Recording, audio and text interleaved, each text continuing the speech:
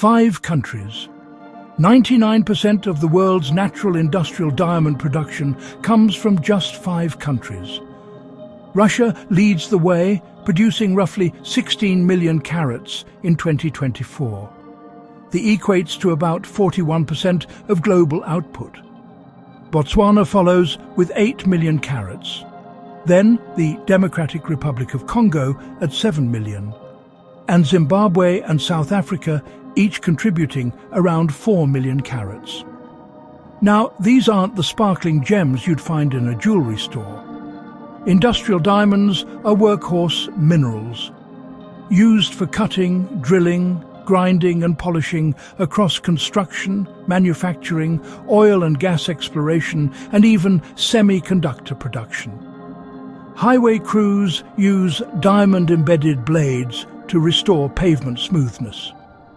Chip makers rely on diamond grit to polish silicon wafers. And drilling operations use diamond-impregnated bits to bore through some of the toughest rock formations on Earth. Most of this natural industrial diamond is actually captured as a byproduct of gem mining, rather than mined on its own. But here's the larger picture. According to US Geological Survey commodity specialist Donald Olson, global production of industrial diamond in 2023 reached an estimated 15.5 billion carats, and the vast majority of that was synthetic. These diamonds are manufactured in labs using high-pressure, high-temperature processes or chemical vapor deposition. As several of the world's largest natural diamond mines approach the end of their productive lives, natural industrial output is expected to decline.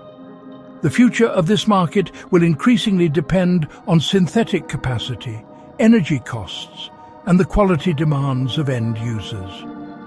But for the communities and economies tied to those 5 leading nations, the concentration of natural supply still carries real significance.